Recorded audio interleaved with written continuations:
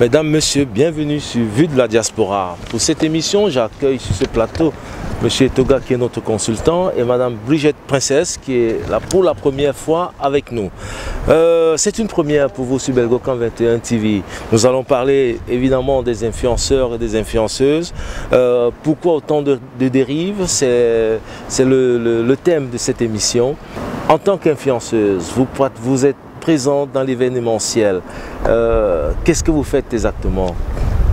Moi, à la base, j'ai commencé avec la communication événementielle parce que c'est un domaine dans lequel j'ai étudié. Et donc, avec le temps, j'en ai fait profiter à ma communauté. Donc, normalement, je suis communicatrice événementielle. Mais bon, avec tout ce qui se passe actuellement, on a tendance à prendre d'autres directions comme celle d'influenceuse, qui est d'ailleurs une direction dans laquelle je suis en train de me former en fait. Je suis une influenceuse en devenir, si je peux dire ça comme ça. Et Monsieur Etoga, quelle est l'appellation influenceur, influenceuse? Pour vous, c'est une appellation sociologique qui a sa place? Naturellement, ça a sa place parce que c'est des entrepreneurs en fait. C'est des entrepreneurs, en langage technique, on les appelle des freelances. Et donc, ouais, c'est une activité lucrative et ouais, ça nourrit son homme, on va dire. Pour certains, hein. Bon, quelle est l'attitude que devrait normalement avoir une influenceuse de web? L'attitude dépend, je pense, de l'éducation. Ça dépend de deux éléments pour ma part. De l'éducation et de ce qu'on recherche sur les réseaux sociaux. De l'éducation parce que bon, il y a des gens qui ont eu une éducation, par exemple, assez chrétienne et d'autres qui ont eu une autre éducation un peu moins éthique et morale et qui font vraiment autre chose que le contraire de ce que les autres font. Donc, les influenceurs de nos jours, c'est soit ils viennent pour se faire de l'argent, être entrepreneurs et freelance comme il a dit, soit ils viennent juste pour avoir des followers et avoir des gens qui s'intéressent à eux. Parce que moi, pour ma part, beaucoup d'entre eux sont peut-être parfois, je veux le dire comme ça, à la recherche d'un amour qu'ils n'ont pas dans leur vie réelle. Et les followers, c'est toutes les personnes qui like et qui commentent et toutes ces personnes deviennent en quelque sorte leur amour, leur famille en fait.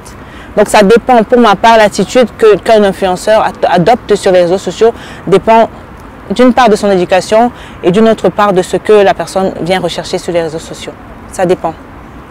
Monsieur Etoga, c'est une attitude parfois mal perçue pour certains. Ouais, mais je pense que là, il faut d'abord contextualiser l'attitude. Parce que je ne pense pas que les influenceurs occidentaux, j'ai envie de dire, ont la même attitude que ceux de l'Afrique. Et quand maintenant on parle d'attitude, est-ce qu'on intègre le comportement tel que le décrivait? Oui, maintenant, c'est un peu problématique de parler des influenceurs africains. Oui, c'est vrai que c'est un peu plus difficile. Mais africain, pas, disons, pour ma Camerounais, je dirais, parce que honnêtement, moi j'ai un œil vraiment sur les anglo-saxons comme les Nigérians, les Ghanéens, ils ont une autre attitude. Ils ont vraiment une attitude contraire à celle qu'on a.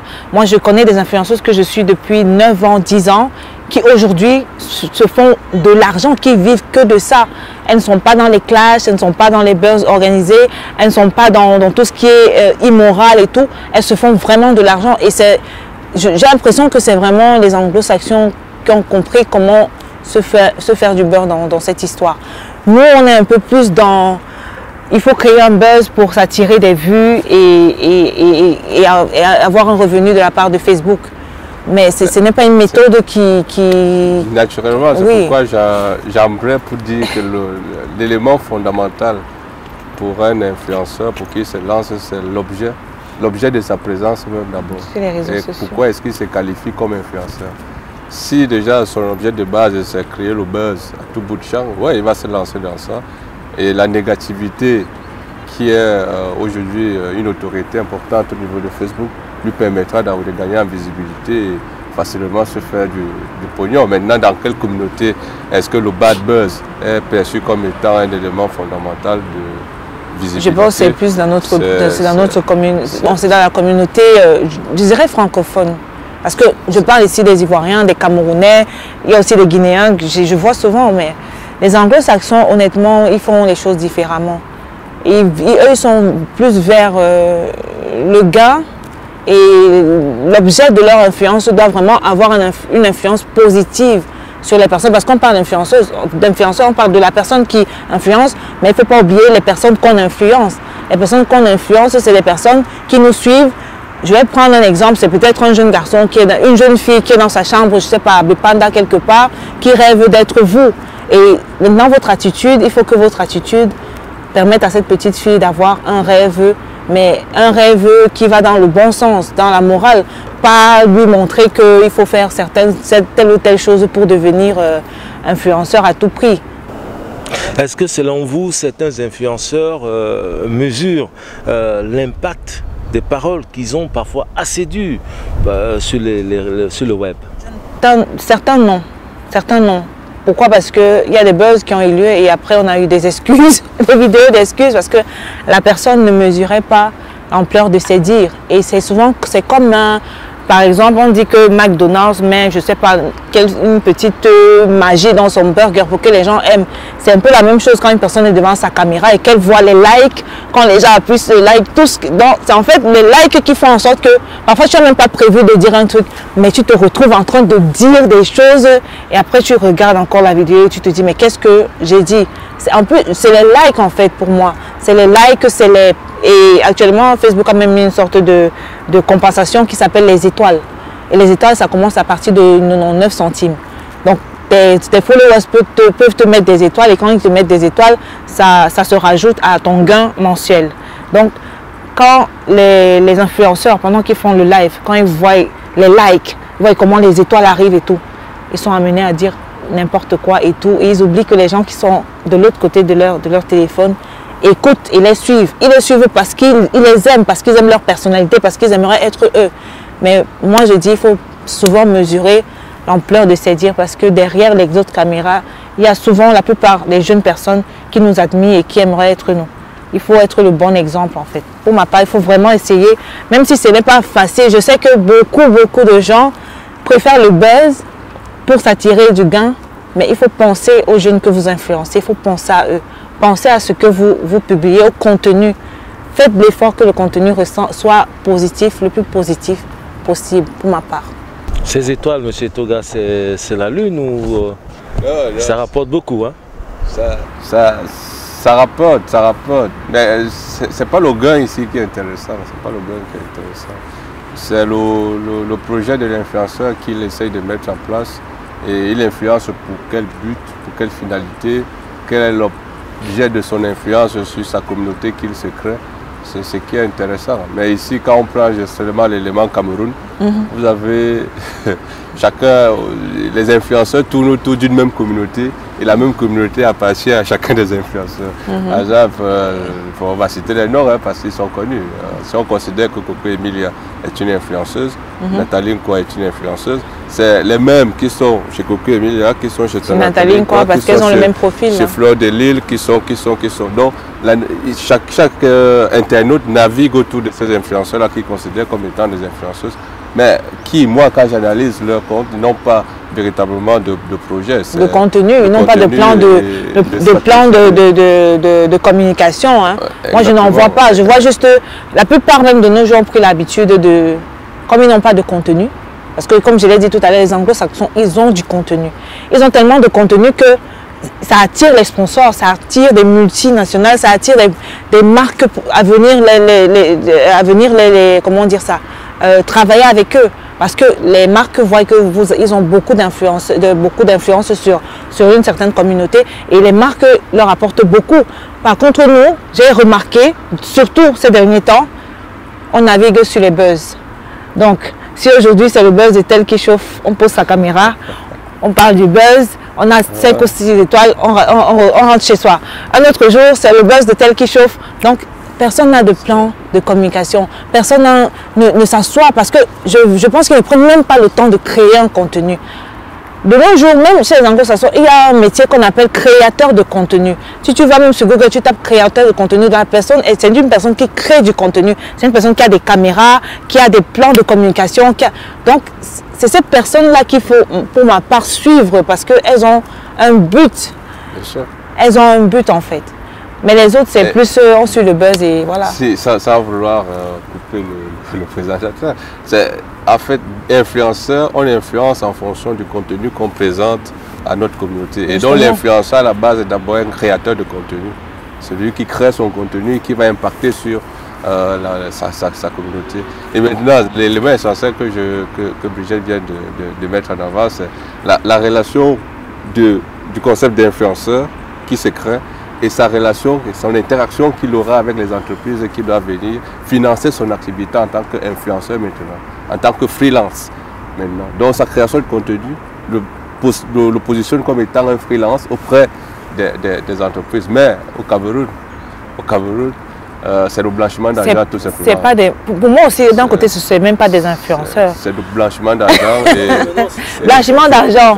Revenons sur ce blanchiment d'argent. La question qui suit, c'est de savoir, le business des influenceurs, on révèle un business très très lucratif. Que pensez-vous de cela? La face cachée du business d'influenceuse, elle est très lucrative. Avant de répondre à votre question, je vais d'abord expliquer pourquoi je dis que c'est le blanchiment d'argent. Oui. Parce que on ne peut considérer les soi-disant influenceurs camerounais comme étant des influenceurs. Ils ne sont pas. Parce que quelle est l'entreprise qui va travailler avec? Moi, il va être cru, hein, le bordel qui est au Cameroun. Quelle est l'entreprise qui va travailler avec ces gens-là? Aucune. Parce que l'entreprise, c'est d'abord sa visibilité, son image, sa notoriété, qu'elle recherche à refléter, sa cible commerciale, mais c'est qu'elle recherche à refléter auprès des influenceurs. Et l'influenceur maintenant intègre la stratégie de communication de l'entreprise. Exactement. Comment vous voulez qu'un influenceur camerounais, je précise camerounais, intègre la stratégie de communication de MTN? Si cela arrive, franchement, même MTN, sa marque, par exemple, il y a les sons de Malox, Malox que MTN a voulu utiliser. Mais MTN s'est fait du bad buzz. Tout simplement parce que sa musique ne reflète pas l'éthique ou alors la morale que MTN essaye de véhiculer auprès de la communauté qu'elle s'est créée. Mais comment vous voulez que les influenceurs africains, camerounais précisément, soient considérés comme des influenceurs? Parce qu'ils influencent juste celui qui a mis 100 francs dans son téléphone et venir liker son contenu qu'il a créé et se faire de 90 centimes comme Facebook partage maintenant ça parce qu'on vient de liker. Mais non, c'est pas ça l'influenceur, c'est pas ça du tout. C'est un métier qui a ses canons, qui a ses codes, qu'il faut étudier comme elle est en voie de devenir influenceuse. Ça c'est canon, ça c'est code. Il faut les étudier, il faut les intégrer, il faut les mettre en pratique.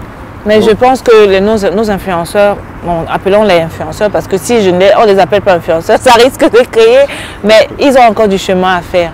Parce qu'en marketing, même, influenceur, c'est l'équivalence du leader. Le leader, c'est celui qu'on suit. Et en général, le leader a les followers qui le suivent. C'est des followers qui le suivent. Donc, le leader, c'est en quelque sorte celui-là qu'on suit, comme je l'ai dit. Et quand on te suit, il faut que tu essayes. Je sais, la vie c'est comme ça, il y a les bons côtés de la vie, il y a les mauvais côtés de la vie. Mais quand on est sur les réseaux sociaux, honnêtement, essayons d'influencer dans le bon sens. Soyons le leader, oui, qu'on suit, mais qu'on suit pour une bonne raison.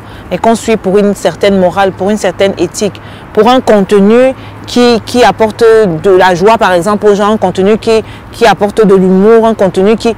Parce que de nos jours, au Cameroun, comme tu le dis, ce n'est que des bad buzz. Et c'est des buzz parfois qui détruisent des familles, c'est des buzz parfois qui séparent des couples, c'est des buzz parfois qui amènent les gens à vous regarder, à avoir un autre regard sur vous. Parce que j'ai vu dernièrement aussi, il y a eu une interview d'une influenceuse, et elle disait que tellement les gens ont parlé de son buzz que même sa famille commençait à lui demander que mais c'est vrai l'histoire. Elle a dit mais même le regard de ta famille change parce qu'ils se demandent si quand tu es dehors, quand tu es pas avec eux, tu ne fais pas ça en fait. Parce qu'on parlait de ses photos nues. Elle disait, mais quand ça arrivait au point où sa famille lui posait des questions, elle était obligée de porter plainte pour démentir, pour que ça s'arrête. Parce que les autres peuvent croire ça, ok, mais quand ta famille vient déjà te demander que, hey, ma chérie, ce qu'on entend là, c'est vrai, ça veut dire que ça atteint, le but a été atteint. Et moi, je dis aux influenceurs, faites l'effort, tamisez en fait, tamisez les buzz et pensez aux personnes dont vous parlez et pensez aux personnes à qui vous parlez. Si tu peux, ben, je vais embrayer. Moi, j'ai une question. Est-ce qu'un influenceur doit... son activité principale doit être s'accrocher sur des buzz? Son activité principale, c'est créer du contenu qui va impacter sa communauté. Parlez-nous des événements de Dubaï. Est-ce qu'il s'agit là d'un buzz ou des événements qui se sont réellement passés? Pour ma part, c'est l'acte qui est condamné, c'est des choses qui existent depuis. C'est des choses qui existent depuis. C'est juste que c'est tombé au moment où beaucoup de gens partent à Dubaï pour découvrir. On a construit Dubaï comme une ville touristique pour attirer du monde. C'est juste que bon, je pense que certaines filles qui se sont retrouvées, parce que j'ai suivi quand même aussi des témoignages vocaux, certaines filles se sont retrouvées dans des situations très difficiles à Dubaï et elles ont commencé à dénoncer. Mais honnêtement, je ne vois pas pourquoi ça doit prendre une telle ampleur, parce que c'est des choses qui existent depuis et ce n'est pas seulement à Dubaï. Moi, j'ai vu des reportages où on parlait de ça dans d'autres pays, africains d'ailleurs. Donc, pour ma part, honnêtement, c'est des pratiques qui existent depuis. Et c'est comme le plus vieux métier du monde qui est la prostitution. Je ne vois pas en quoi ça doit faire tout un buzz en fait, pour ma part, hein, honnêtement. Et je ne vois pas pourquoi on va juger les personnes qui le font, parce que chacun a le droit de faire ce qu'il veut de sa vie. Et voilà, ça c'est mon avis par rapport à ça. Est-ce que les influenceuses en elles-mêmes à Dubaï n'ont pas essayé de mettre en avant le travail qu'elles faisaient à Dubaï? Non, parce qu'elles n'ont rien montré. Je ne me souviens pas qu'il y ait eu une influenceuse qui est venue dire que voilà, je m'en vais à Dubaï faire ci, faire ça. Non, je n'ai pas vu ça. Moi, je pense que c'est des jeunes filles, parce que j'ai suivi des témoignages, comme j'ai dit tout à l'heure, qui sont allées essayer de se faire de l'argent facile et qui, n'ayant pas mesuré l'ampleur des choses avant, se sont retrouvées dans des situations vraiment difficiles et qui se sont sentis obligés à un moment donné de dénoncer ça. C'est comme le feu, on allume une petite flamme et après ça s'enflamme. Je pense que c'est comme ça que c'est parti. Mais honnêtement, je ne pense pas que nos influenceuses font des choses comme ça, comme le portier, je ne sais pas si c'est portant, j'ai même du mal à prononcer. Pour ma part, nos influenceuses ne sont pas dans ces... Donc du poti-pota, c'est pas des Camerounais, c'est du... Poti-pota? Non, je ne pense pas. Je ne pense pas, parce que nous, les Camerounaises, quand même, on a une certaine fierté. Hein. Honnêtement, on a une fierté. Et donc, je pense qu'il y a des actes qu'on ne poserait pas pour de l'argent. Pour ma part, honnêtement, je ne vois pas. C'est peut-être arrivé, mais c'est sûrement d'autres pays. Je ne jette pas la pierre sur d'autres personnes, mais je ne pense pas que ce soit même des Africaines, influenceuses africaines. Peut-être d'autres femmes, mais pas des influenceuses africaines. Moi déjà... Monsieur Toga, quel est votre regard sur ce... Déjà, je les considère pas comme des influenceurs déjà. Parce que tu influences... Je vais prendre un exemple simple, terre à terre. Nature et découverte. Un influenceur va se lever, il va dire que lui, il influence dans nature et découverte. Donc il va faire les prises de vue de la nature, des belles vues, c'est pas moi de quoi.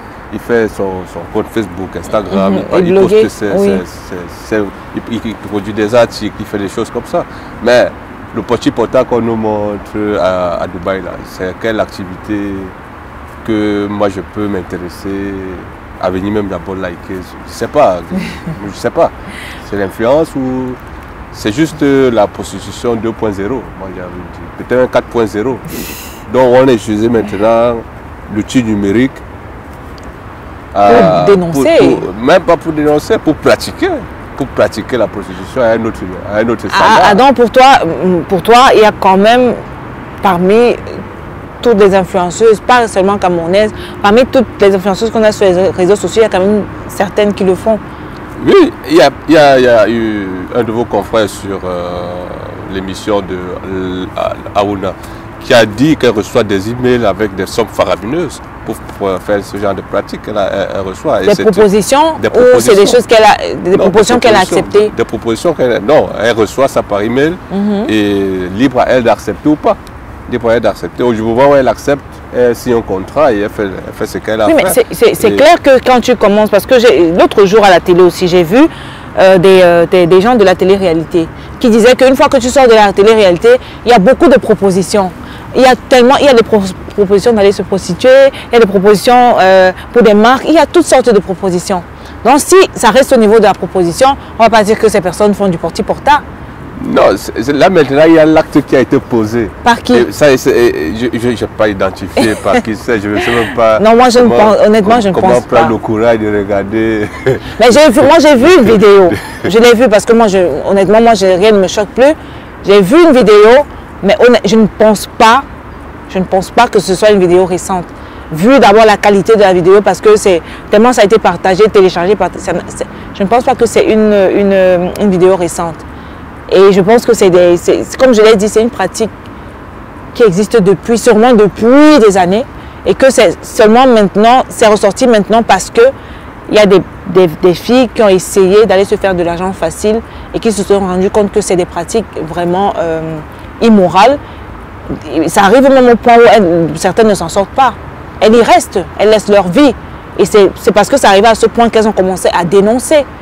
Et les réseaux commencent justement en Europe, dénoncer pour dire, écoute, si un certain t'approche comme ça, par exemple en boîte de nuit, et te dit que viens avec moi, celles qui dénonçaient ont vraiment donné les étapes par lesquelles elles passaient pour arriver à Dubaï. Ça commençait dans une boîte de nuit en France, par exemple. Ils commencent, quelqu'un t'aborde, ils viennent là en groupe, des beaux gosses, ils ont des vins, ils ont du vin sur leur table et tout, ils vous attirent, vous venez. Bon, les filles, elles aiment bien ça. Et c'est comme ça que ça commence et tu termines sur un yacht. Elle parlait de yacht. Ces pratiques-là, c'est sur des yachts. C'est sur des yachts. Donc c'est pour dire que c'est justement cette minime partie de la gente féminine qui est arrivée à ce point et qui a même vu des camarades et des copines perdre la vie qui ont voulu dénoncer ça. Mais je ne pense pas que ce soit nos influenceuses. C'est des femmes lambda, comme on dirait. Pour moi, hein. C'est pour moi, parce que c'est par rapport à ce que j'ai écouté et tout. Parce que nous, toi, tu as seulement regardé peut-être le côté des Camerounais qui parlaient du porti-porta. Mais moi, j'ai aussi regardé, parce qu'on parlait aussi de ça à la télé française. Je sais pas, il s'appelle. Oui, on parlait de ça là-bas. Quand tu vois ça sur le point de vue des Européens, tu vois que c'est des jeunes filles lambda qui sont allées essayer de se faire de l'argent. Et c'est aussi lié aux réseaux sociaux parce qu'elles veulent montrer que non, là je suis à Dubaï, là je suis je sais pas, aux États-Unis, à tel endroit. Et c'est cet argent-là qui parfois paye tous ces voyages-là. Mais le revers de la médaille, est-ce qu'elles peuvent supporter? Non, certaines n'ont pas supporté. Elles sont venues dénoncer. Et après, on a commencé à dire que comme les influenceuses partent tout le temps à Dubaï, c'est ça qu'elles partent faire. Pour moi, c'est faux. Ce n'est pas ça qu'elles partent faire. Tu peux décider d'aller à Dubaï. Moi, je peux me lever aujourd'hui, je prends mes moyens, je vais à Dubaï, je me filme comme je veux et je reviens. Et elle ne va pas me dire que je suis allée faire du porti-porta quand même. Le monde a changé. Elle se situe où la limite des influenceurs entre avoir un carnet d'adresses sexuelles ou aller faire du buzz et de la célébrité sur le web? Moi déjà, c'est pas des influenceurs, il faut qu'on soit clair. Oui, moi on est vraiment. Mais écoute, moi je pense que c'est pas. On ne peut pas leur refuser ça. Parce qu'elles ou ils influencent quand même. Non, ils ont quand même des followers, ils ont des milliers d'abonnés. Je suis d'accord. On ne peut pas leur refuser ça. On peut pas. Je suis d'accord qu'ils ont. Ils ont des followers. Tout ça. Mais quand je regarde le chemin qu'il faut faire pour s'octroyer c'est estampillé comme étant influenceur, franchement, on est loin du compte. Oui, c'est vrai qu'on a encore du chemin à faire, oui. Très loin. Quand je vois Nathalie quoi peut dire qu'elle est influenceuse, oui, on peut accepter parce que si on regarde juste le critère abonnés ou bien ceux qui les followers, oui, on va dire. Mais maintenant, quand on rentre concrètement dans l'activité qu'elle fait, et le côté qu'elle influence, on se demandera, mais oui. Mais je dirais qu'elle est l'influenceuse à temps partiel. Peut-être son management. Parce qu'elle ne partage pas beaucoup de contenu. Hein. Non, elle ne partage pas beaucoup de contenu. Elle partage sa sortie ici, sa sortie là, son voyage là, et c'est tout. Tu sais bien que les Nathalie quoi, au Cameroun, c'est des Kim Kardashian aux États-Unis. Non, donc, je ne ferai pas la comparaison. Si Kim Kardashian a 10 millions d'abonnés et que Nathalie quoi, se retrouve au Cameroun avec 3 millions, c'est qu'elle a 15 millions de revenus par mois. Oui, mais moi, pas seulement je ne ferai pas la comparaison parce que Nathalie quoi, quand même, moi je pense qu'elle a même plus de morale et d'éthique que les Kardashians, parce que les Kardashians, elle montre tout. Je fais la comparaison en termes d'abonnés, pour montrer que si on considère juste le côté followers comme étant un critère d'éligibilité, comme étant influenceur, on peut dire Nathalie quoi. Oui. Mais toi et moi, on sait d'où viennent les abonnés de Nathalie quoi. Je ne sais pas. Ça vient de son histoire avec le Grand Neuf. Ah, mais oui. C'est normal. Je n'ai pas déjà ça. Je dis pas non, ce n'est pas parce qu'elle crée du contenu, elle a toujours créé du contenu qu'elle a ses abonnés-là. C'est parce qu'elle a eu une histoire.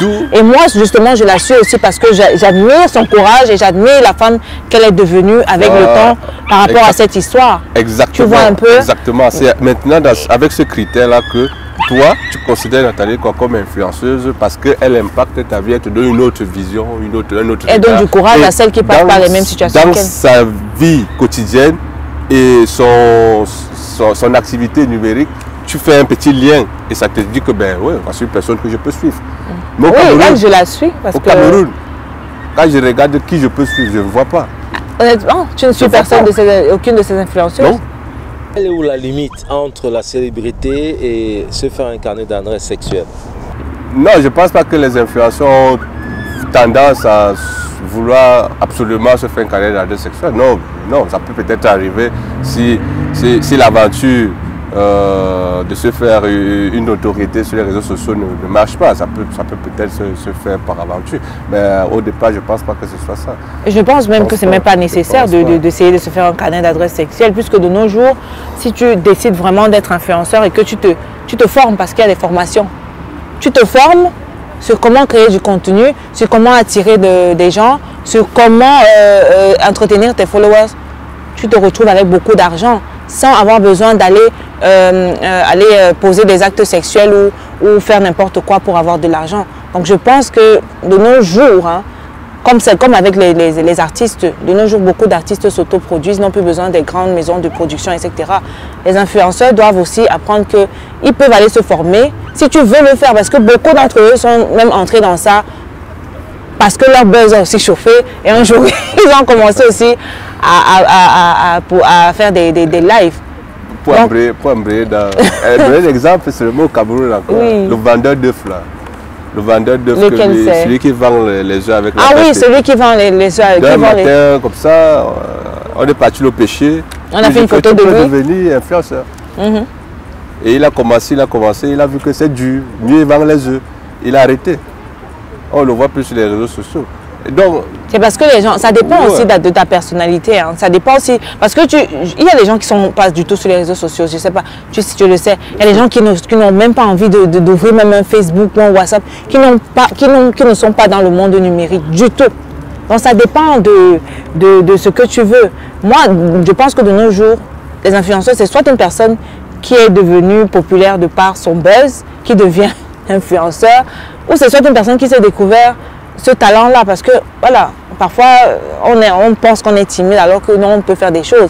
Un jour tu poses ta caméra devant toi, tu commences à parler. Je vais prendre l'exemple d'une d'entre elles qui s'appelle elle s'appelle Cribienne, Poupée Cribienne. Elle a un nom qui finit par Cribienne. Elle a une façon de parler qui est vraiment posée et qui attire les gens. C'est vraiment du genre, parce que les gens qui te suivent quand même, c'est les gens qui, quand ils voient une vidéo, ils cliquent. Quand tu cliques sur la vidéo et que ce que la personne dit a du sens, tu restes, tu continues à regarder. Mais si ce que la personne dit n'a pas de sens, tu zappes et tu ne t'abonnes même pas. Par contre, cette fille, la façon dont elle parle, calmement et tout, ça attire. Et elle est récemment arrivée sur les réseaux sociaux, elle a fait du buzz. Le problème là maintenant, c'est que elle aussi, elle est entrée dans la méthode des autres. C'est vraiment du genre, quand un buzz chauffe, tu fais de la récupération, tu en parles, tu donnes ton avis et tu avances. On sera encore départagé ici. Oui, voilà, dis-moi. Moi, il ne faut pas qu'on confonde les activistes de terrain et les activistes du numérique. Parce que la cribiette que tu parlais là, je tombe sur ces vidéos de temps en temps quand on partage. Elle fait de l'activisme politique. Elle peut être influenceuse dans le domaine politique, oui. Mais est-ce que c'est son activité qui lui rapporte, je ne pense pas. Non, mais moi, je ne l'ai pas suivi dans ce sens-là. Moi, je l'ai suivi dans le sens de quand elle parle des buzz qui ont trait avec notre société, pas avec la politique, non. Les buzz qui sont passés, par exemple le buzz de Fingon et sa femme, ou le buzz de Fleur de Lille, si on peut prononcer les noms. Moi, j'ai aimé sa façon d'analyser les choses. Du côté politique, moi, vu que je ne fais pas la politique, je n'ai pas regardé ce côté-là. Moi, je regarde plus sa façon de parler, de dire les choses, en fait. Parce qu'il y a d'autres qui vont ouvrir leur caméra, ils vont aller dans tous les sens. Dès qu'un abonné tape un mauvais commentaire, là, toi, tu m'énerves, je te bloque tout de suite. C'est comme ça. Il y a des influenceurs qui sont même influencés par les commentaires. Genre, il est en train de faire son live. Dès qu'un abonné met un mauvais commentaire, il change d'humeur, commence à crier. Donc ça dépend. Maintenant, ça dépend. Est-ce qu'on est dans la situation de les qualifier d'influenceurs? Si au départ, eux-mêmes déjà sont influencés par les commentaires. les commentaires que eux, ils doivent réussir. Mais c'est normal parce que c'est des êtres humains. Tu ne peux pas m'insulter. Mais c'est normal qu'ils réagissent ou qu'ils soient influencés par un mauvais commentaire parce que c'est des êtres humains. Tu ne peux pas me traiter par exemple, je sais pas, une mauvaise insulte et moi ça ne me touche pas. Si je suis en live et je vois que tu m'as insulté, ça va forcément me faire changer d'humeur. Pour l'influenceur, il ne suffit pas de mettre une vidéo aujourd'hui et de dire je suis influenceur. Non. Non, il y a un truc, il faut avoir un aura assez fort en fait pour pouvoir attirer l'attention des gens qui sont à distance parce qu'ils sont pas. Caractéristiques qui interviennent derrière pour pouvoir être influenceur. Beaucoup plus technique. Pas une vidéo et puis on dit bon demain j'ai eu 10 vues, 15 vues aujourd'hui, donc je suis influenceur. Je commence à. Chez les Camerounais, il faut avoir malheureusement il faut passer par les mauvais buzz. Malheureusement. Non, pas forcément. Oui, pas forcément. Je dis certains. Je prends le cas. Malheureusement. Il faut avoir une dépravation verbale. Oui, certaines personnes sont devenues populaires, sont devenues influenceurs comme ça. Parce que ces personnes ont un langage assez... Brigitte, c'est là où on se sépare, tu vois. Maintenant, quel est le projet que l'influenceur a à la base?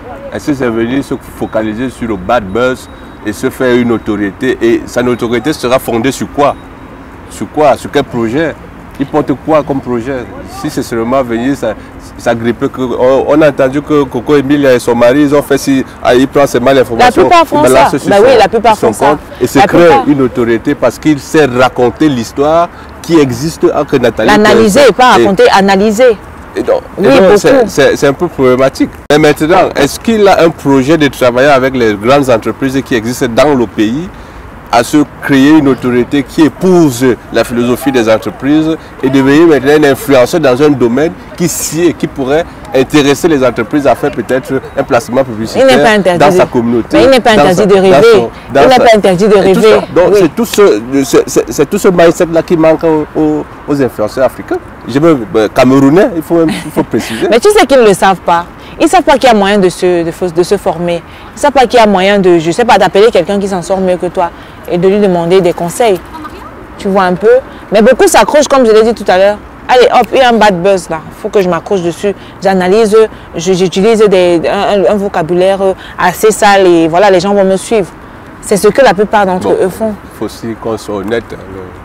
Les gens aiment bien tout ce qui est un peu L'audience camerounaise a tendance à aimer tout ce qui est immoral. Ce qu'ils font. Donc, voilà. C'est normal qu'ils ont fait peut-être une étude de marché, comment devenir influenceur au Cameroun. Ils ont estimé que le public, l'audience a... Mais ils n'ont pas besoin de faire une étude de marché. Voilà. Ils n'ont même pas besoin. Je vais prendre l'exemple d'Aïcha. Elle va m'excuser si je parlais d'elle. Elle n'a pas besoin de... Tu n'as pas besoin de faire une étude de marché. Un jour, tu fais une vidéo, sur un genre là, comme on va parler comme au Cameroun, une vidéo avec des mots, je ne sais pas comment, les gens aiment la vidéo, tu vas regarder dans tes statistiques, tu vois qu'il y a eu plus de vues, plus de partages, tu t'accroches à ça, tu te dis ok, comme ce thème a plu aux gens, il faut que je fasse plus de thèmes, plus de vidéos autour de ce thème. Et c'est comme ça que les gens commencent à te suivre. Les gens te suivent vraiment en fonction de ce que tu leur présentes. Et la plupart des gens suivent toujours en fonction de... Bon, ils aiment bien quand c'est... Tu abordes des sujets qui ont trait au problème, comme je peux dire, au bad buzz, au japa, comme on dit chez nous. Les gens aiment beaucoup les vidéos, les influenceurs qui analysent les japas. Bon, tu peux même analyser, la plupart d'entre eux ne font que ça. Nous maintenant, là, moi peut-être moi j'ai un master en communication, community marketing. Moi par exemple, je veux conseiller une entreprise. On me dit au Cameroun, là, je vais lancer une publicité au Cameroun, je vais cibler la communauté jeune. Il me faut dans ma stratégie de communication 2-3 influenceurs là qui doivent véhiculer mon message. Je regarde au Cameroun, là, je vais dire à l'entreprise qu'il n'y a pas. Moi, je pourrais détecter 2 ou 3. 2 ou 3? Oui. Quels? Qui ont une morale, qui ont quand même une éthique dans tout ce qu'ils publient comme Je ne parle pas des comédiens qui sont présents sur les réseaux sociaux et qui sont aussi devenus des influenceurs. Tu parles des gens qui ont construit un produit, ils se sont produits une communauté eux-mêmes d'abord par leur activité sur les réseaux sociaux, par leur création de contenu. S'ils veulent faire peut-être par leur création de contenu qu'ils ont produit et ils ont maintenant une certaine notoriété qu'ils ont établi, que les entreprises peuvent s'affilier à eux pour véhiculer pour attirer la cible commerciale. Il y en a quand même. Mais au Cameroun?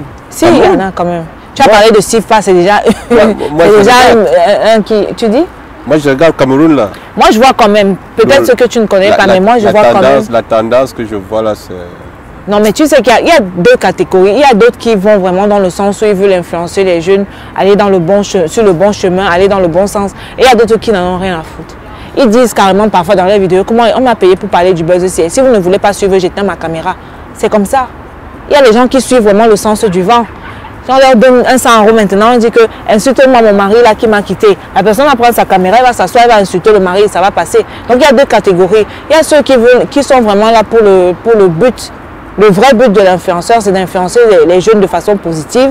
Et il y a d'autres qui sont là juste voilà, pour se faire leur petit beurre et rentrer.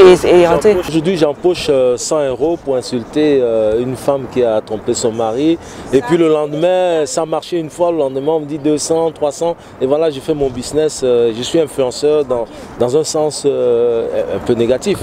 Et ça en fout un peu du côté éthique de tout ça. En fait, c'est le réveil de ce qui est normal. C'est la normalité qui se passe maintenant. C'est juste la normalité. Ce qui est normal, c'est que tu as ton projet, par exemple, tu es influenceur dans la cuisine, par exemple, et tu produis tes vidéos, ton contenu, tu expliques comment tu fais ta cuisine, tu as des followers qui te suivent. Et maintenant, une entreprise, par exemple, une entreprise locale là, qui vient te contacter, que j'aimerais que dans ta cuisine, tu présentes plus mon cube de cette manière. Et maintenant, dans ta vidéo que tu vas produire, tu dois dire que Cube Magie m'a contacté. Donc tu es explicite dans la publicité que tu places. Tu es explicite. Mais au Cameroun maintenant, là, comme on dit, on te donne 100 €. Voilà, c'est comme ça ils vivent. C'est la normalité. Mais c'est la catégorie vraiment des influenceurs qui s'en foutent du côté éthique de la chose. Mais comme tu as dit tout à l'heure, si tu as remarqué au Cameroun, ce ne sont que ces comédiens-là et ces artistes et les musiciens qui ont des contrats de pub au Cameroun. Bon, à part Nataline quoi, et Biscuit de Mer, la plupart des comédiennes là, c'est à elles que les entreprises ivoiriennes, gabonaises s'associent pour véhiculer le message éthique à travers leurs produits. C'est elles que les gens... Moi, je n'ai pas... Nos influenceurs, la catégorie dont toi et moi on parle, je ne vois personne là-bas qui fait dans le placement de produits. Je ne vois pas. Je ne vois pas. Déjà qu'ils ne peuvent pas créer un texte publicitaire sans faute. Comment ils vont faire pour faire? S'il y a un contrat avec une entreprise, est-ce qu'il va le signer en tant qu'influenceur ou comédien? Il va le signer en tant que comédien. Voilà. Est-ce que nous, maintenant, on doit le classer comme étant influenceur? Il crée son contenu. Non, il n'est pas influenceur. Fingo n'est pas influenceur. Si, il est influenceur. Oui, il est influenceur parce qu'il influence une certaine communauté. Mais on ne peut pas lui donner le titre d'influenceur. Il ne vit pas des influences, là, de l'influence. Parce que lui, d'abord, il vit déjà, même sans les réseaux sociaux, il pourra continuer à vivre de son activité parce que ces publicités passent à la télévision, passent sur un autre média que les réseaux sociaux. Mais parlons un petit peu des excréments mangés par les femmes et tout ça. C'est un phénomène qui prend de l'ampleur. Il y a de nouvelles expériences que l'homme a toujours tendance à vouloir expérimenter. Et maintenant, peut-être, ils ont choisi ces actes-là. Ces actes-là. Et malheureusement, oui, si ça rapporte beaucoup d'argent. Et cet argent est visiblement montré à la jeunesse. Oui, mais là, c'est là où c'est l'envers du décor, en fait. Comment les influenceurs qui ont pris... Mais moi, j'ai envie de... Arrêtons de dire que c'est les influenceurs, honnêtement. Non, moi, je ne parle pas que c'est eux. C'est pas eux, moi, je pense... Je veux juste montrer que les repentis de cette histoire, qui ne veulent pas expliquer aux jeunes que non, allez à l'école, faites l'école, et ne prenez pas ce genre de route-là, parce que c'est un raccourci qui, si tu n'es pas chanceuse... Qui demain, tu te retrouves, voilà. Tu vas... Toi, tu veux au village de qui je savais. Voilà. Et donc, les influenceurs repentis là n'expliquent pas ça. Moi, je vais citer le nom, Fleur de Lille. Est-ce qu'elle explique que il ne faut pas faire ça? Elle passe devant sa caméra, elle montre comment il faut s'habiller légèrement. Tu fais tes vidéos, tu n'as pas de manque d'éthique dans la vidéo. Tu influences déjà juste par ton accoutrement. Non, mais j'ai envie de... Oui, mais j'ai envie de dire en même temps aux gens que, écoutez, c'est vrai qu'ils ont une influence sur la jeunesse. C'est vrai qu'ils ont une influence sur les gens qui les suivent, mais l'éducation, c'est d'abord à la maison. C'est d'abord à la maison. Parce que demain, ton enfant, ta fille ne va pas devenir prostituée et tu vas dire que c'est parce qu'elle suivait Fleur de Lille. Qu'est-ce que toi, tu as fait à la maison pour l'éduquer? Qu'est-ce que tu lui as montré? Parce que l'enfant reflète ce que le parent lui a inculqué. Donc, d'un côté, moi, je dis, comme j'ai dit tout à l'heure, moi, je ne juge pas. Honnêtement, je n'ai pas envie de juger. Je ne juge pas parce que j'estime que chacun a le droit de faire de sa vie ce qu'il veut. Mais d'un autre côté, parce que j'ai souvent vu des commentaires comme ça, hein, où on vient dire que pourquoi tu montres tes stems, tu ne sais pas que les gens te suivent. Oui, les enfants me suivent. Oui, je dois montrer un côté éthique des choses. Mais en même temps, écoutez, l'éducation, c'est d'abord à la maison. Ce n'est pas d'abord sur les réseaux sociaux, c'est d'abord à la maison. Sauf que... Voilà. Non, pas leur apprendre, mais c'est toi le parent qui doit dire que quel que soit ce que tu rencontres dehors. Parce que tu peux rencontrer porti-porta, pas sur les réseaux, mais directement en boîte de nuit. Tu ne vas pas dire que c'est parce que tu as vu ça sur les réseaux sociaux. Donc l'influence peut venir hors réseaux sociaux. L'influence peut venir, je ne sais pas, de la rue, je ne sais pas de... Tu as tort de dire à ton enfant ou à ta fille ou à ton fils que, écoute, quand tu vas dehors là, sache que c'est comme ça, c'est comme ça, c'est comme ça. Et que si on veut t'attirer dans telle ou telle chose, dis non. C'est le parent d'abord qui doit éduquer son enfant. Ce n'est pas l'influenceur qui va venir éduquer l'enfant. L'éducation, c'est quand même quelque chose de très important. Ce n'est pas l'influenceur qui éduque ton enfant. C'est d'abord toi-même. C'est vrai qu'ils doivent penser au côté éthique des choses, mais ce n'est pas à lui de venir réfléchir que, ouais, j'ai Sabrina. Parce que parfois, même les followers prennent le nom des influenceurs. Il va s'appeler Lily de Fleur de Lille. L'autre va s'appeler je ne sais pas qui.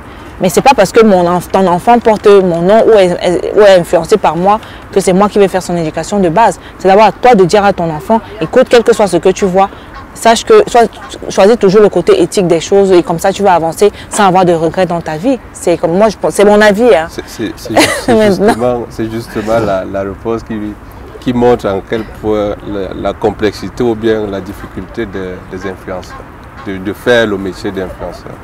C'est ça, parce que quand tu éduques ton enfant à la maison, quelqu'un vient l'influencer.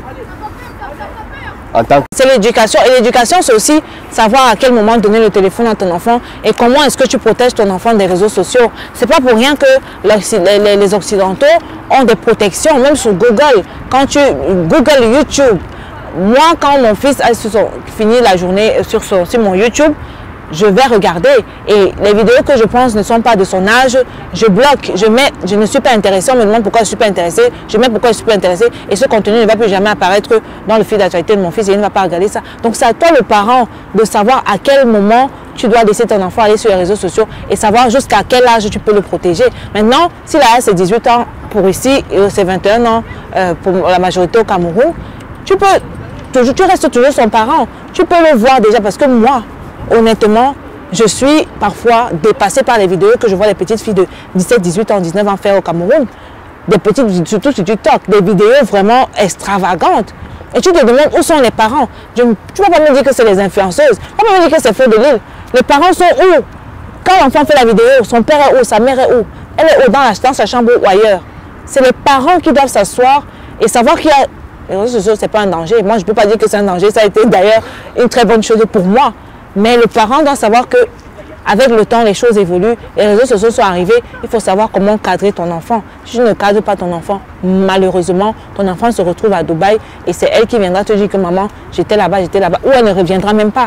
Parce que d'après les témoignages que j'ai écoutés, d'autres ne reviennent pas. Parce que ces choses-là, tu n'as pas le droit de les dénoncer. Quand tu y vas, ces personnes-là, c'est des personnes influentes. Si tu pars, tu commences à dénoncer, donner leur nom, tu te retrouves, il y a des risques qu'on te tue. Et c'est justement cette petite fille-là, quand j'ai vu le reportage, c'était 21 ans, quand on demandait, parce qu'on cachait leur visage, tu as quel âge? 18 ans, 21 ans, elles étaient à Dubaï et ce n'étaient pas des Africaines. Donc c'est aux parents de savoir comment, à partir de quel âge, éduquer son enfant et quoi lui dire pour qu'il ne se retrouve pas demain en train de faire n'importe quoi. Manger ces excréments, c'est une maladie, la coprophagie. Ah, c'est un tic. C'est une maladie. C'est une maladie psychiatrique. De 1995 en 2015, la clinique à Rochester a recensé 70 000 au total. Attends, c'est des personnes qui mangeaient leurs propres excréments ou qui faisaient manger leurs excréments à d'autres personnes? À peine 17 ont été diagnostiqués comme souffrant de la les chercheurs en ont gardé 12 pour faire des recherches, évidemment. Et la moyenne d'âge de la fourchette, ce sont les femmes. C'est entre 20 ans et 88 ans. Donc c'est une maladie qui existe vraiment. Et les symptômes sont manifestés. Est-ce qu'il a été mentionné, que c'est des femmes qui mangent les excréments de d'autres personnes? Non, c'est des femmes qui mangent des excréments en général. En général. Et comme par hasard, c'est les femmes qui... Elles ont une hypersexualité. Ce sont les socialistes qui le disent. Et ça, je pense que dans le cas de Porti Porta, c'est plus l'argent qui attire les femmes dans cette histoire. C'est celles peut-être qui n'ont pas réussi à se construire une vie normale ou qui n'ont pas cherché un talent en elles parce que tout le monde a quelque chose en lui qu'il peut développer. Elles n'ont pas voulu se casser la tête à chercher comment travailler, comment aller se lever à 8 h, venir à 18 h, elles ne veulent pas cette vie. Il y a beaucoup de gens qui ne veulent pas de cette vie, qui n'aiment pas la routine. Mais les experts disent aussi que manger des excréments, les excréments contiennent beaucoup de bactéries pathogènes. Et que ce n'est pas bon pour la santé et il faut déconseiller ça. Ils disent même qu'il faut aller plus loin, il faut condamner. Mais ce n'est pas bien qu'on les appelle excréments. Ce n'est pas bien que si on les excréments quelque part, ça va empester et que ça va chasser tout le monde. Maintenant, comme je le disais, je ne juge pas. Déjà que tu dis que c'est une maladie, donc si en plus c'est une maladie, honnêtement, chacun fait ce qu'il veut. Hein. Une maladie appelée la coprophagie. Coprophagie. Moi, je déconseille d'arriver à ce point, parce que c'est une pratique qui existe depuis, mais je pense que nos jeunes sœurs, celles qui l'ont fait, que ce soit des Camerounaises ou pas, moi je pense que chez nous, elles ont plus fait pour se faire de l'argent. Et c'est comme je conseillerais à une jeune femme de ne pas se prostituer ou de ne pas aller faire des pratiques machiavéliques pour devenir riche en fait. Il faut savoir batailler, essayer au maximum de façon saine de se faire de l'argent. Parce qu'il y a toujours le revers de la médaille. Même si on fait 10 ans, 20 ans, il y aura toujours... Les conséquences vont toujours nous suivre. Tant qu'on est vivant, il y aura toujours des conséquences. Parce que tu manges des excréments aujourd'hui, une chose c'est que tu vas tomber malade. C'est la conséquence. Donc il faut vraiment essayer.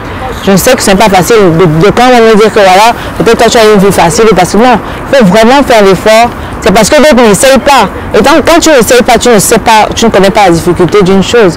Ou tu ne connais même pas le fruit que ça peut produire. Il faut essayer. Elles ont essayé pour tu pas alors. Non, je dis il faut essayer. Il faut essayer au maximum de d'abord essayer de se faire de l'argent de façon normale, même si c'est dur, essayer. Maintenant, si après ça ne donne pas, Si vous avez le courage de vous retrouver sur un route avec 10 hommes qui font des excréments dans votre bouche, allez-y. Mais après, il ne faut pas venir sous vos plaintes parce que c'est des... Les experts disent qu'il faut condamner. Parce que les petites filles qui sont venues... On condamne l'excès de vitesse, mais il y a toujours les gens qui font l'excès de vitesse. C'est ça. Maintenant, c'est comme ce que Brigitte a fait dire. La moralité de chez tout un chacun et le besoin que chacun affiche dans sa vocation à vouloir devenir un guide d'aujourd'hui et de demain. Maintenant, est-ce que c'est pour en passant par la caca quoi? La coprophagie. En passant par la coprophagie c'est pas vrai. Non, je ne pense pas que ce soit une... Non. En passant par la coprophagie, je ne pense pas que ce soit une bonne méthode pour devenir riche. Parce que tu vas tomber malade. Ça, c'est sûr. C'est comme... Je ne juge pas les prostituées. D'autres prostituées ont vraiment une vie... qui essaient d'avoir une vie saine parce que, voilà, elles ont des docteurs, des psychologues. Les prostituées du côté de l'Occident ont des docteurs, ont des gens qui les suivent, ont des psychologues. Chez nous, j'ai remarqué, il y a pas, bon, beaucoup ne savent même pas que tu peux aller te faire consulter une fois par mois pour essayer de parler un peu de ça. Donc, tu vas forcément avoir des séquelles.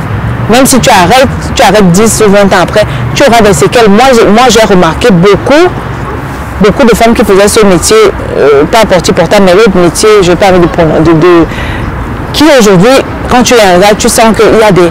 Elles ne sont plus elles-mêmes. Il suffit d'un petit truc et tu vois, elle va en vrille. D'abord, la façon même de se maquiller aussi. Tu vas voir qu'une ancienne femme de rue n'a pas la même façon de se maquiller qu'une femme normale. Elle aura toujours cette tendance à se maquiller de façon excessive, même si c'est en journée. Donc, c'est qu'on peut dire que... C'est pour dire qu'en fait, il faut en fait savoir ce que l'on veut sur les réseaux sociaux et ne pas toujours faire ce que les autres... Disons aussi qu'il ne faut pas toujours faire ce que les autres font parce qu'on parle d'influence, mais tu n'es pas obligé de faire ce que l'autre fait. Tu peux essayer de faire autre chose et t'en sortir. C'est pas parce que... Est-ce que j'ai vraiment... Non, Est-ce que je me trompe? Que tu vois, mais maintenant, on est influencé parce qu'on a estimé qu'en toi, je me retrouve. C'est comme ça que je commence à devenir influencé. En toi, je me retrouve parce que par le discours que tu tiens, influence ma manière de penser maintenant. Parce que je suis en train d'épouser maintenant. On est en train de trouver des ralliements là. Parce que le discours que tu tiens maintenant est en train de montrer que c'est pas de l'influence qu'ils font, c'est autre chose qu'ils sont en train de faire. Et donc on ne peut pas les considérer comme influenceurs. Tu sais pourquoi on se rejoint? Non, je suis d'accord. Oui, on ne peut pas les refuser le fait qu'ils influencent quand même les gens. Donc ça deux côtés. On est d'accord. Bon, si tu refusons les gens d'influenceurs, ils influencent quand même. C'est pas qu'ils ont, c'est la position 4.0. C'est tout. Oh my God. Tu restes sur ta position de position 4.0. Moi, je reste sur ma position. Je pense que ce ne sont pas nos influenceuses qui vont à Dubaï faire du porti-porta. C'est des personnes, des femmes lambda qui essayent de se faire de l'argent. Est-ce que les femmes lambda ne vont pas sur les réseaux sociaux? Ils ont Internet, mais... Oui, ils sont sur les réseaux sociaux. C'est pourquoi il n'y a pas de position 4.0. Elles utilisent le numérique, elles envoient des emails, elles font des vidéos, elles utilisent toute la mada que le numérique propose. Certaines, pas toutes. D'autres ne veulent même pas que leur famille sache qu'elles font ça. C'est un peu ça. Et maintenant, quand ça sort comme porteur sorti, on est dans le bad buzz. Le bad buzz, c'est à qui? À nos nouveaux influenceurs. Revenons alors maintenant sur les préoccupations, les occupations de Brigitte. Dans quelques jours, vous présentez un événement, le bal des vétérans. Comment vous prenez pour passer ça dans l'influence, pour attirer le monde à cette soirée-là? Le bal des vétérans, c'est un événement que j'ai complètement épousé parce que je connais déjà les organisateurs dans un sens. Et moi, quand je connais l'organisateur, j'ai l'habitude de communiquer vraiment de façon spéciale parce que je connais la personne et je connais un peu ce qu'elle recherche à la fin. Donc, je connais le but de l'événement. Ici, le nom est très bien choisi parce qu'on est à Liège et c'est une ville où il y a beaucoup de personnes qui vivent ici en Europe depuis longtemps. Et c'est ces personnes-là justement que je vais aller cibler, que j'ai commencé à cibler parce que j'ai déjà commencé la communication de cet événement, que j'ai commencé à cibler pour pouvoir les attirer ce soir-là à cette soirée qui s'annonce s'annonce très bien, quoi.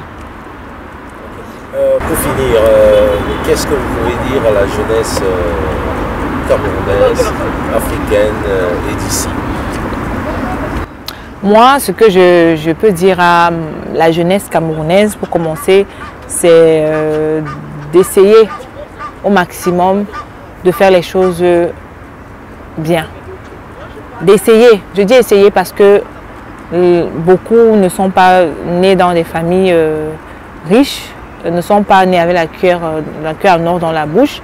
Et parfois d'autres, ça s'appuie dessus pour poser certains actes et dire que non, c'est parce que je ne suis pas né riche ou c'est parce que ma mère ne me donnait pas ci ou ça. Non, il faut essayer au maximum d'essayer de s'en sortir vraiment de façon éthique. Essayer, je dis encore essayer. Il faut essayer d'abord et si jusqu'à un point ça ne marche pas, réessayer. Moi, je reste sur le réessayer parce que choisir d'aller du côté où l'argent est facile, du côté où on devient... Parce que j'ai vu aussi une vidéo où on propose aux jeunes d'avoir des vues sur TikTok et de faire des pratiques diaboliques. J'ai vu des vidéos, j'ai même vu un petit garçon qui est devenu fou parce que il n'a pas respecté les clauses du contrat avec la personne qui lui a proposé ça. Et il y a des conséquences. La maman ne sait plus quoi faire parce qu'elle ne savait même pas ce que c'est que TikTok. La maman témoigne qu'elle ne savait pas ce que c'est que TikTok. Et elle se retrouve, son fils est fou, elle ne sait plus quoi faire. Donc il faut, pour ma part, les jeunes, essayer, continuer d'essayer. Tout dépend aussi de l'éducation que vos parents vous ont donnée. Peut-être à un niveau, ils ne pouvaient plus payer vos études. S'ils ne peuvent plus payer vos études, essayez, faites comme le jeune qui vendait les œufs. Allez vendre des œufs. Rien ne dit que si vous vendez des œufs aujourd'hui, dans 10 ans, vous allez vendre des œufs. Non, dans 10 ans, vous n'allez pas vendre des œufs. Qui vous dit que vous n'aurez même pas un poulailler quelque part en train de produire des œufs pour revendre?